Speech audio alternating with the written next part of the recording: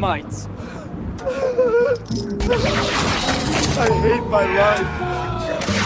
This is our kingdom, a kingdom of righteousness. Praise the Lord. Praise ye the Lord.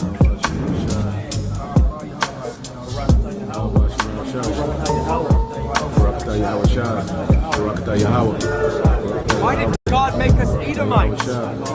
God hates us. The only deliverance the other nations are going to get is deliverance right into slavery. They're going to be our slaves, thus saith the Lord. Why did God make us Edomites? God hates us. Why? God, why? Jeremiah 30:16 tells you every last one of the other nations, which are non-Israelites, are going into captivity. They're going into slavery underneath the Israelites when the Israelites go back into rulership. When is the Israelites going to go back into rulership? When the Lord comes. That's what he's coming to do. He's coming to set up the Israelites in rulership, beginning with King David. And when I say rulership, meaning the planet Earth, we're going to be ruling the planet Earth in righteousness. After he puts down the wicked. Who's the wicked? The Edomites, which are in power right now. Who are the Edomites? The so-called white man. Why did God make us Edomites?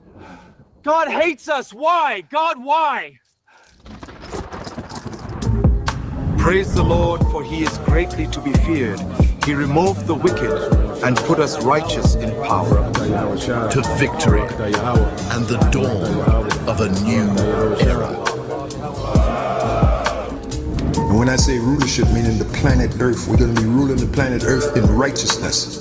After he puts down the wicked. Who's the wicked? The Edomites, which are in power right now. Who are the Edomites? The so-called white man. This is our kingdom, a kingdom of righteousness. Praise the Lord Yahweh. Praise ye the Lord. Beginning with those top banking families, which happen to be so-called white people. We're talking about the Rothschilds, Rockefellers. We're talking about the DuPonts. We're talking about the Gettys, the Oppenheimers, and families like that. Okay, so when Yahushua comes back, he's going to take away their rulership, which they're enjoying right now. That's the long and short of it, of this ministry, man. Pace, James. I need 200 pounds by sunset. Yes, sir. I'm on it, Master. Why did God make us Edomites? I hate my life.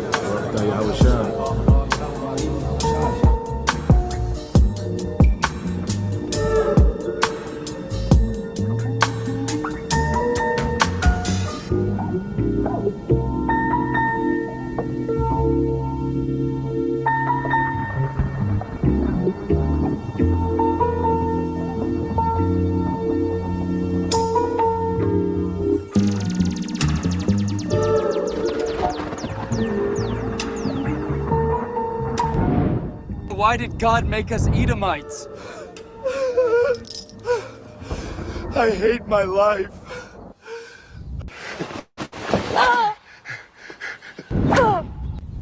Praise the Lord, for he is greatly to be feared. He removed the wicked and put us righteous in power.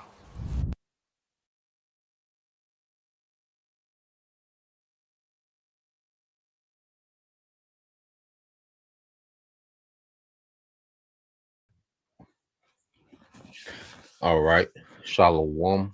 First and foremost, I would like to give all praise and glory unto Yahweh, Bahashem, Yahweh Shai, Bahashem, Rakakwadash. Double honors unto the apostles and the elders of the GMS who rule well, teach well, being great examples to his younger brothers. And peace and blessing and salutation to the hopeful lake out there pushing his word and truth and in sincerity across the four winds in the name of Yahweh Bahashem Yahweh Shai. Pushing to get up out of here. Shalom to the hopeful lake, the believers, the listeners who may have came back to the obedience of the scriptures through faith in Yahweh Bahashem Yahweh Shai. All right, and what I want to get into today, some morning news and prophecy, how everything is tied to prophecy, the way, that people are speaking, it links right up, okay, with biblical prophecy. Now, I want to play a few minutes, of this video, dealing with this guy, Colonel McGregor, which, he goes in, dealing with, the war analysis and the build up to war and, the, strategy of war, dealing with these other nations. And but he said some things in the first minute and a half, all right, that were spiritual, man. because the Lord has it to where prophecy, okay, is dominating the earth. Prophecy is speaking, you know. So we're to the point now to where the only way to explain what's happening with these major events that we see, from the war to the civil unrest, okay, till you know, people losing, their government assistance and you know, rolling on Jake, okay, law enforcement rolling on Jake. You see, all these things can only be explained and thoroughly and truly explained through prophecy, man.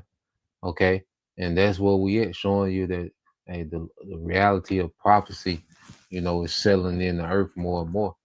Okay, so let's go here. Let's play this. We're gonna get some precepts going into it. All right, so put this on mute.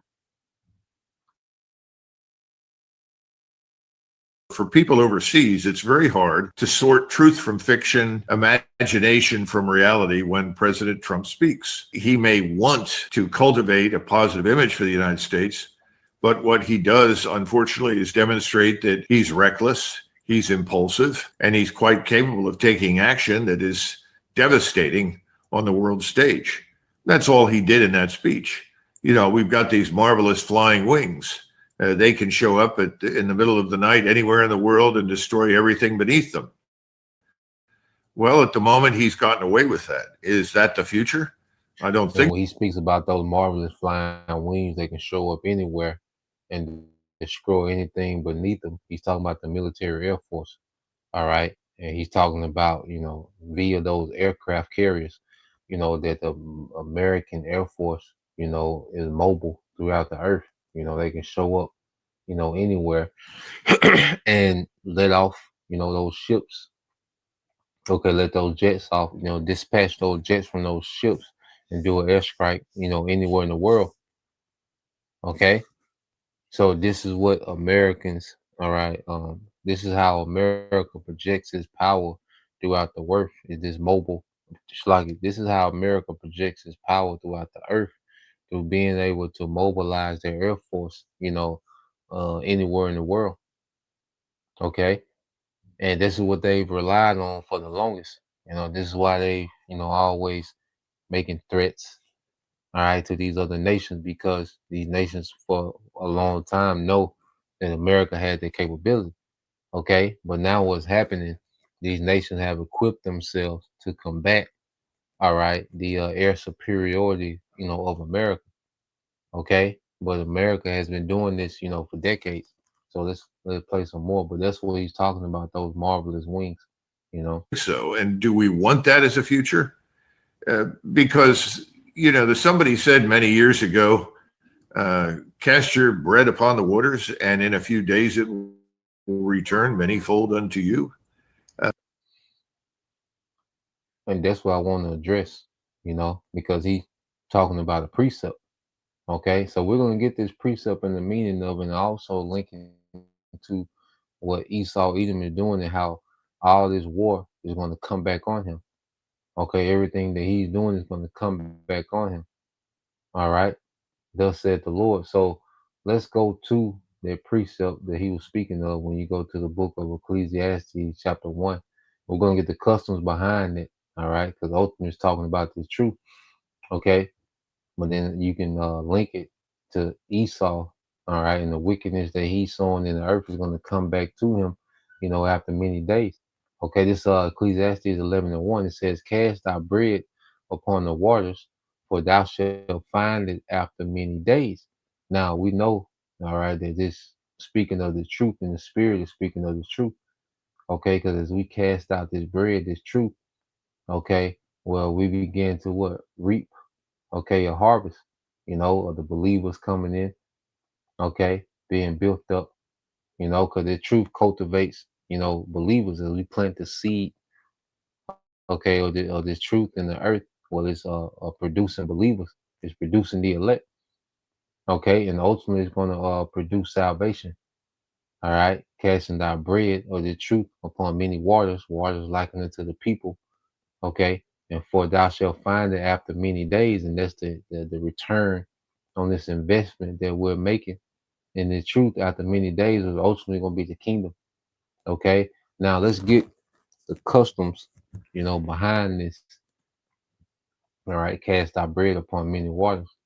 All right. And then we're going to link it to the devil and the wickedness that he's doing. So once you go to, let's go here to the book. Well, let's go here to chat, Salaki. So you go to the chat. So I asked chat, what was the custom, all right, behind, all right, Ecclesiastes 11:1, what was the customs and traditions, okay? And it says, Ecclesiastes 7:1, cast thy bread upon the waters, for thou shalt find it after many days. This verse has both spiritual and cultural significance rooted in Near Eastern customs and Israelite agricultural life. Let's explore the traditions, okay, and meanings tied to it. It says ancient trade and generosity customs. It says in the ancient world, especially around the Red Sea, the Nile, and the Mediterranean, sending goods upon the waters, often referred to maritime trade or acts of generosity, all right, that carried an element of risk. Cultural tradition says merchants would ship grain, oil, or bread, symbolic of substance across the seas, casting your bread on the water. Okay, so this is also going into cultural tradition dealing with trade. It said trusting that they would gain profit after many days when ships return. So they will send, their substance, their bread, their grain, their oil on the waters. Okay, and after many days when their ships return, they expected those ships to return with a profit. And this is what we're doing with this truth, man. We're sending out, okay, this truth, okay, via what? The live stream. You see? And the Lord's going to reward us, Lord willing, hey, with the kingdom. You see? That's going to be the payoff at the end. That's going to be the profit. Okay? And it says, the verse became a metaphor for investing in others when we teach this truth. Okay? When we was taught this truth, we was being invested in. When we began to teach this truth, we began to invest in others. Okay? Or giving generosity even when the results weren't immediate. You see that? Even when the results weren't immediate. So, you know, going back to, let's see, part 2 said agricultural tradition. It says in Israelite agrarian life, the imagery of casting bread upon the waters may have also recalled sowing seed on flooded fields like along the Nile, okay, in Egypt. It says farmers in the region would, with seasonal floods, would scatter seed, all right, or bread, all right, which is grain, upon wet soil, trusting the water would recede and crops would grow. All right, it says this practice symbolized trust in the Most High provision, giving up giving up what you have, which is your seed, and faith that it would yield, okay, abundance later. This verse connects to the harvest cycle coming in Hebrew life, to sow in faith, to wait patiently, and reap in time. Okay. So on the right hand side, what we're doing, we're casting, this bread upon waters. Okay. Which you go is an analogy, okay, for certain customs to go back to the east. Okay. Well, they sent their bread on ships in hopes to get a profit or gain, or they casted seed on wet soil, hoping that the water will recede and then the harvest will grow. But it went into, just like they said, the harvest faith cycle, which was you had to sow in faith, is what we're doing, had to wait patiently. That's what we're doing, and we're going to reap in time. Okay? You see? But we're sowing in righteousness. See, Esau is sowing in wickedness, and he's going to reap in time. Okay, so let's get some precepts to go into that. Okay, let's go here.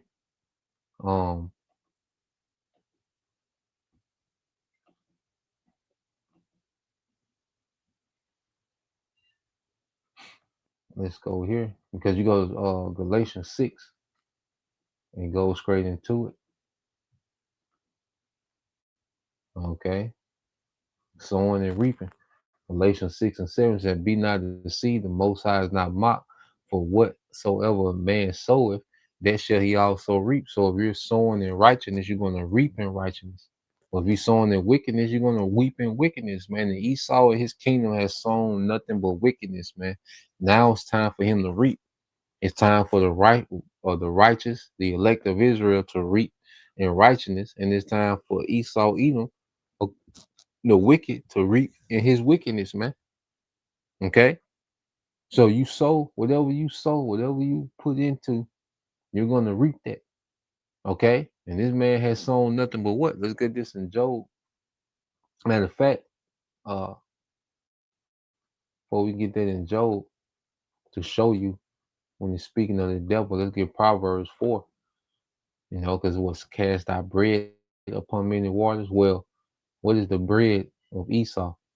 Okay, this is Proverbs 4 and 16. It says, "For they sleep not, except they have done mischief, and their sleep is taken away unless they cause some to fall." Okay, it says, "For they sleep not, except they have done mischief, and their sleep is taken away unless they cause some to fall." Man, so this nigga is not satisfied unless he's causing someone to fall. Okay, this is the mind of this devil, man. He's always up to some type of wickedness that he can implement in the earth, man. You know, whether it's through foods, is you know, through medicine, through through entertainment. He's always trying to do some new ritual, some new enchantment, pour some new poison, the juice, the baby formula, like whatever this nigga can think of. What you cook with. How can we put poison chemicals in what they cook with? And there's just always some type of mischief, and that's all he's sown in the earth, man. Okay, and this the point, verse 17. "For they eat the bread of wickedness and drink the wine of violence." Okay, so since this man is all about wickedness, sowing wickedness and violence, that's what he's finna reap. That's why America is gonna get hit with so many missiles, because they, all right, have because they've attacked and destroyed with so many missiles, man. You see, all the missiles that's coming to destroy America, that's all the American military has done throughout the earth, man, coming back on them. Okay? Everything that America government and military has done, all right, is going to come back on them at one time. They're going to reap what they went out in the earth and sown. Okay? Which is the bread of wickedness and the wine of violence, man. Okay? It says, remember, this is Job 4:8. It says, "Even as I have seen, they that plow iniquity and sow wickedness reap the same." You see that? Ain't no getting around it. So what we're about to witness in America, even before the nukes come, the poverty, America has impoverished a lot of countries in the earth, man. There's a lot of countries that are third world countries, but they're rich in resources because they've been extorted, okay, and manipulated by what? American entities, man. All right, these different Edomite billionaires, all right, they go in and set up system to extrapolate the resources where they benefit, and these countries starve. Okay, so that's why America finna experience extreme poverty, man. Okay, even beyond the nigger woman losing her assistance, it's gonna be way deeper than that. It's gonna be the everyday American is gonna experience extreme poverty. All right, because that's what America has pushed in the earth, man. Poverty. Okay, so that poverty is gonna come back here. And all that war that America has pushed in the earth, that war is gonna come back here. Okay, so America is getting ready to reap what is sown in the earth. Okay, let's go here. Let's get Jeremiah, and it speaks about Babylon. Okay, reaping what is sown. Let's get this in Jeremiah.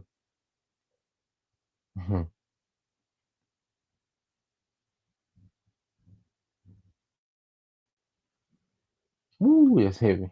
Hey, Shalom, bro. Hey, how about Shem Al Shah? Hashem Kakatash Brakatah. All right, this is the book Ecclesiastes chapter 20. Ecclesiasticus chapter 20 and verse 10. This from the brother GMS Memphis and the Bach. Shalom, bro. It said, this is a gift that shall not profit. There's a gift that shall not profit thee, and there's a gift whose recompense is double, man. All right. And America's finna experience that double. Okay. All their wickedness that they sown, okay, in the world.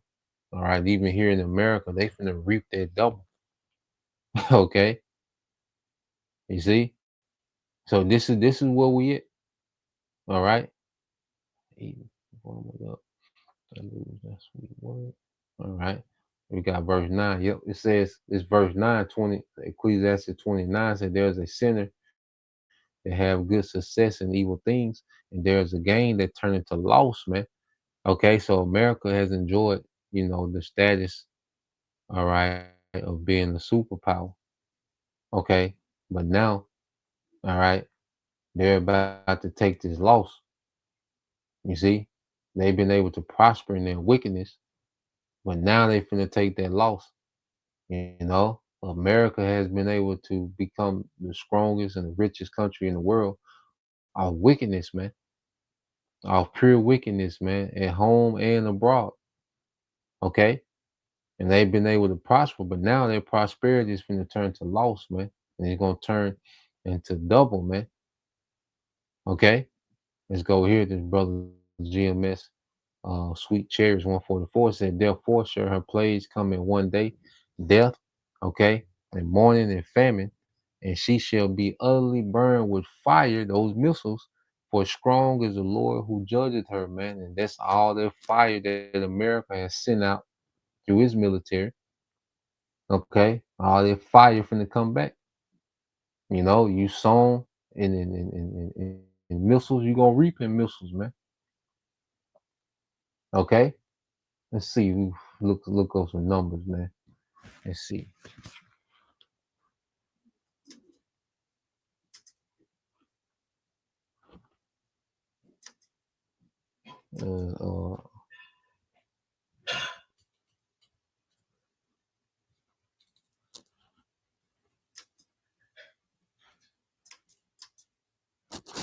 Let's see if we give us some other country. Let's see.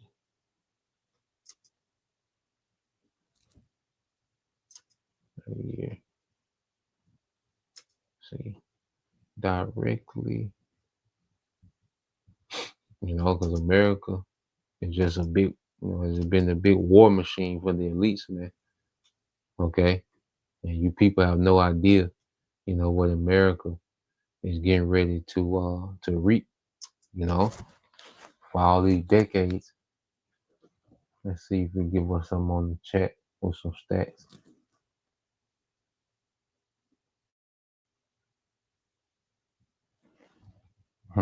Niggas, how you thinking? I'll come back to that. So let's get this here in Jeremiah 51.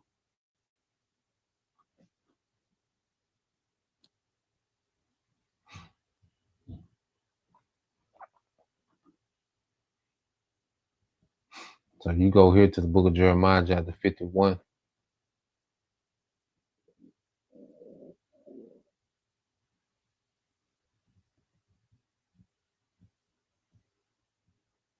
I start at 11.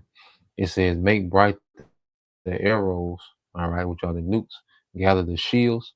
The Lord have raised up a spirit of the kings of the Medes, which are the Russians, for his device against Babylon to destroy it, because it is the vengeance of the Lord Yahweh B'Shem Al Shai, the vengeance, okay, of his temple, all right, which is his people. Okay, all the wickedness done to the tribes. Esau got to pay. Esau has a lot to pay for, man. That's why the judgment is just going to be, overwhelming, because it's all going to hit in one day, man. Okay, it's going to hit in one day. All right, and it says, let me go back here. And then Jeremiah 50. The Jeremiah 50 and 14. Yep, it says, put yourselves in array against Babylon, around about all ye that bend the bow, and this is what we're seeing, All these nations making these alliances, okay, to come against America, man.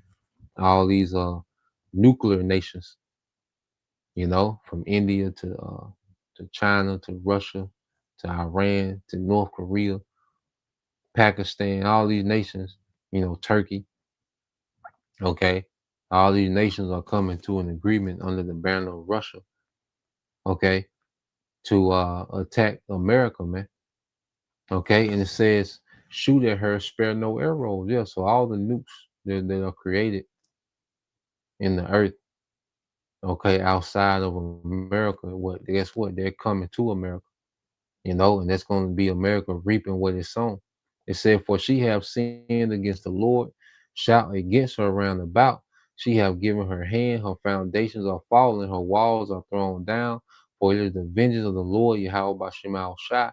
Take vengeance upon her, as she have done, do unto her. Okay? So as she have sown, all right, she's going to reap. Okay? So all these nations are getting ready to make America reap all the violence, okay, and war, all right, that is sown in the earth, okay? And it's gonna be instantly. Now let's see. Let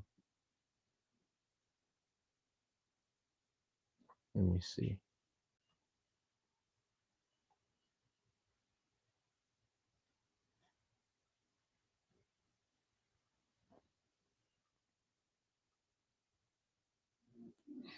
Yeah, it didn't give us nothing, but it's cool. So I want to go to the next point, all right, of this what he said, dealing with America as well. So I'm gonna go back to the video, play a few more seconds of it, and then I want to segue to another video of Radazai, you know. I think he's on a dangerous path. I think the world is increasingly sick of us. And that's how you get BRICS. That's how you get parallel financial institutions. That's why we're in a lot of trouble right now, because we are financially fragile and economically weak. And the world is beginning to figure it out. It's only a matter of time until this military hammer that he's talking about is exposed for what it is. It's an instrument, but it is by no means without countermeasures. So he called the American military a hammer, and it's just going back to prophecy, man. So let's go back here. This is spirit. We already in Jeremiah 50. So all we gotta do is jump down a little bit. All right, and then we're gonna segue to another video, because this is, what's happening abroad. Okay, but then you got, because America is known for causing, okay, turmoil, in other countries, civil unrest in other countries. Well, that's going to come back too, So you American people don't understand. You're just reaping what your government, all right, and military has been doing for decades. Okay, so now you people are getting ready to reap that. Okay, so you go here to Jeremiah 50, and because he said American military is their hammer. Okay, this is Jeremiah, okay, 50 and 22 says, a sound of battle is in the land and of great destruction, and we see these reports, and we see, these moves being made for war. All right, we know it's a sound of battle in the land. It says, how is the hammer of the whole earth cut asunder and broken? How has Babylon become a desolation among the nations?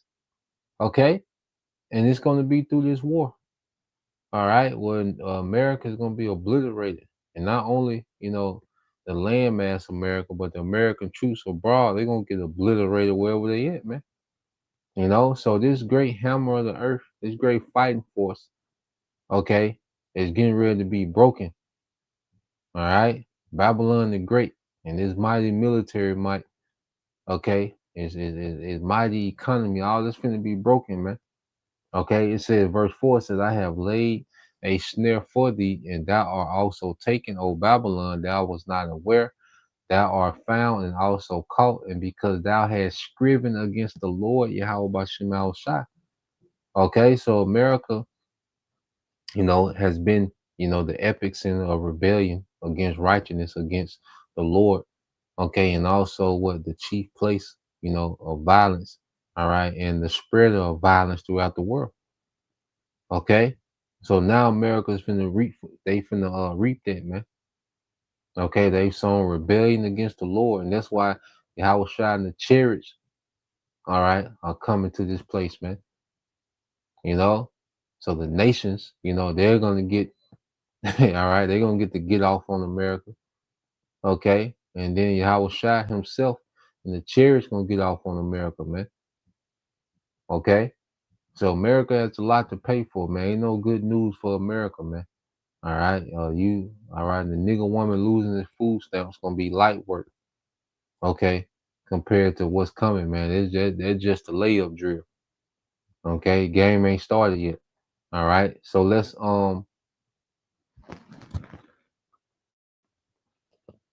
segue from there.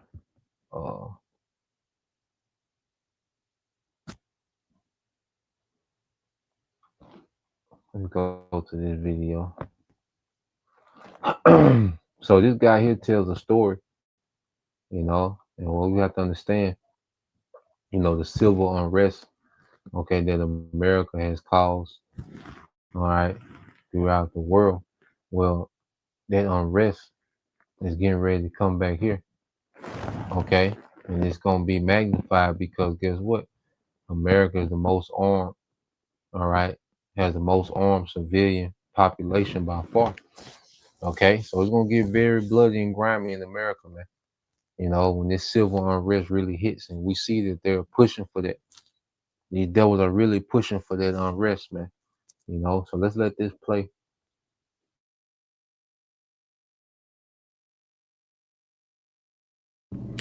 Hey folks, this is Mike Tango Whiskey coming at you with an unscheduled video. I had a very interesting conversation today with a woman in the sauna. There's a co-ed sauna at the gym that I go to, and I love the sauna. It's been a hot minute since I've been in one, and I almost passed out like I was dizzy. Every time I'm in there, I do my best to engage the people around me in conversation, and I engaged this woman. She's an older woman, Hispanic. She had an accent, I was talking to her about what she did. She worked at a hospital, and her name was Blanca. And eventually I got to it, and I said, hey, we talked about jobs and family and all this other stuff. I said, where are you from? And she said she's from Central America. I said, where? She said, El Salvador. And I go, how long have you been in the US? And she told me she's been here for like 20, 30 years or something, 25, 30 years. And I said, why did you leave? And she said it had gotten too violent. So I don't know a lot about El Salvador, but apparently like in the 70s, late 70s and 80s, there was basically a civil war going on.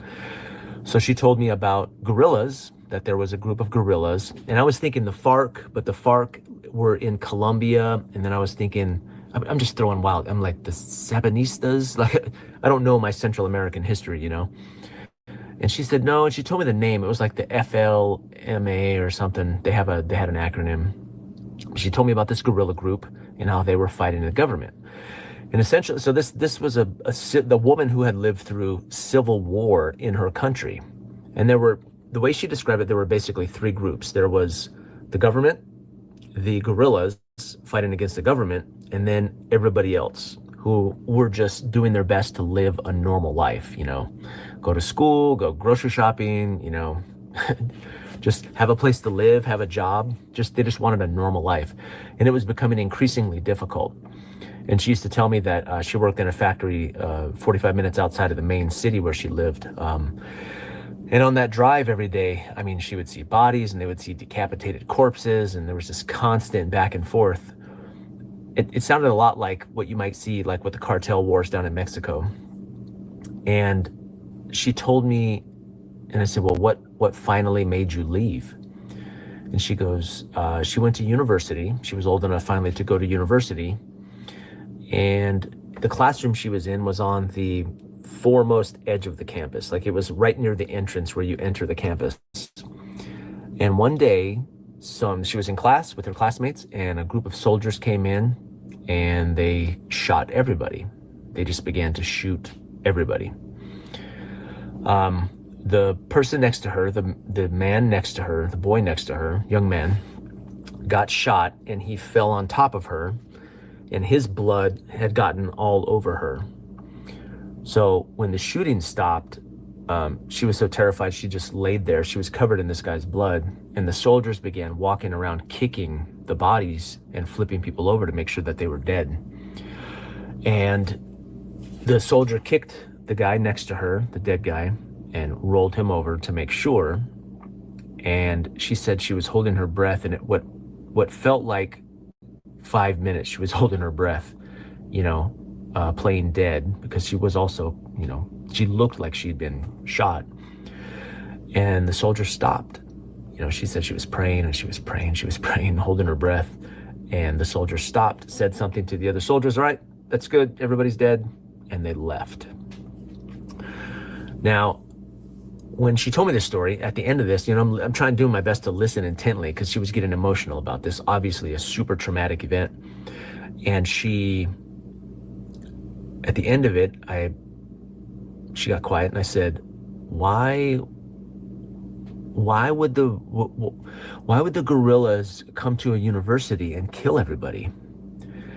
And she looks at me and she goes,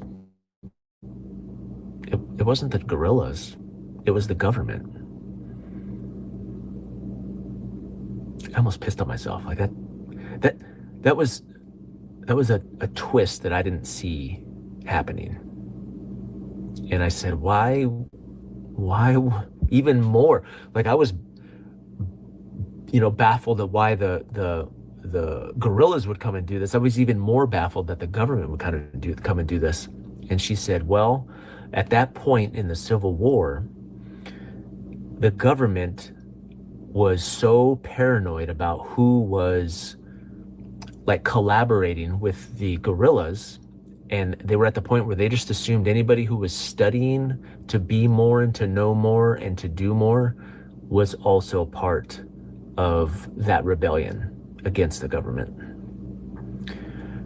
And that blew me away. We talk about Civil War and we talk about all the division in this country, and we think we see clearly on who is who, and who the good guys and who the bad guys, and who the enemy is and who the friends are. And it was a sobering moment for me thinking about that. And I wanted to ask her so many more questions, but she had already told her story, and it was pretty emotional for her, so I didn't want to.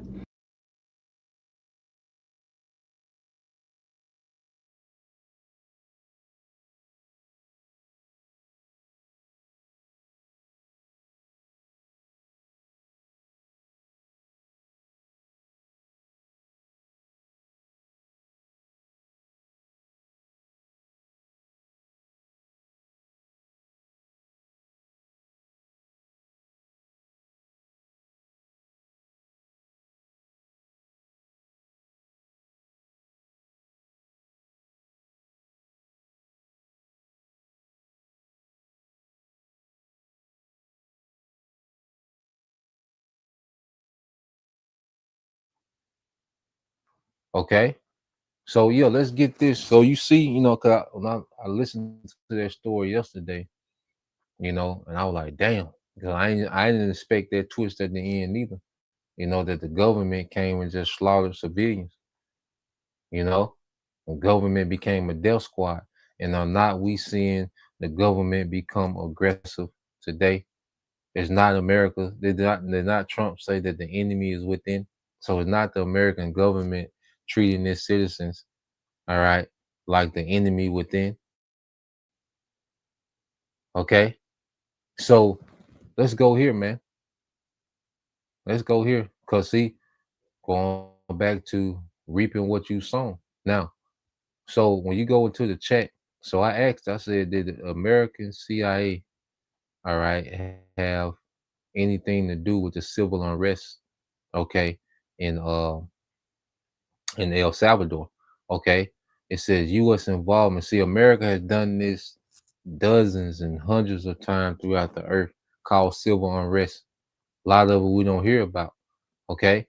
So I asked the chat, I said, it says support. All right. It says U.S. involvement in El Salvador. It says support for the Salvadorian, all right, military.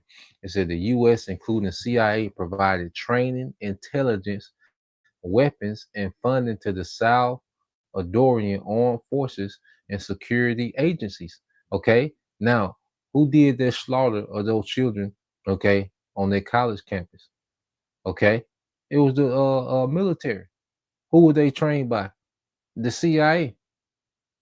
Okay, who was they giving intelligence and weaponized and funded by? The CIA. It said these forces were widely, all right, accused of death squad activities, torture, extrajudicial killings, which means that you getting judged on the spot. Okay, well, nigga, we charge you with, okay, being this nigga death. You get judged on the spot, like that movie Dread. You know, I had watched that movie Dread. I think the newer one. You know, Judge Dredd. Well, you know, those officers have, you know, the ability to judge on the spot. Okay, it says in targeting civilians, priests, labor organizer, and suspected leftists. Wait a minute. So this script don't sound familiar? Okay, these forces was widely accused of death squad activities, torture, extrajudicial killings, and targeting civilians, priests, labor organizers, and suspected leftists, man. Okay, America is getting ready to reap everything it sowed, man. This is the same script.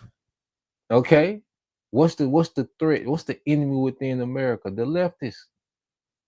Okay, then you best believe that there's a lot of death squads, all right, that are not on the books, that are funded, okay, and supplied and trained by the CIA that's in America and on standby, man. Okay, it says infamous example, the 1980 assassination of Archbishop Oscar Romero, a prominent critic of the regime, and the El Mazati massacre, where over 800 civilians were killed by U.S. trained troops, okay, in Atacala battalion, you know. You see, this is what America's been doing abroad. So now it's getting ready to come back home. And see, see, Esau has mastered this, man. And he's bringing these same techniques back home. Okay. CIA ties to death squads. Okay. You know, you can look in more into it. Propaganda, psychological violence. Okay.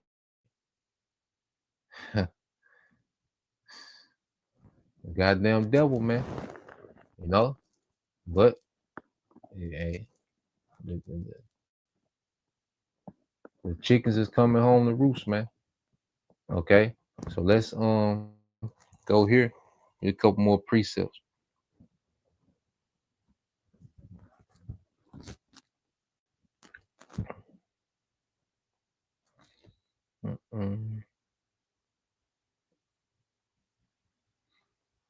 Everybody finna get judged according to their works, man. You know, matter of fact, I think that's in it's a rock.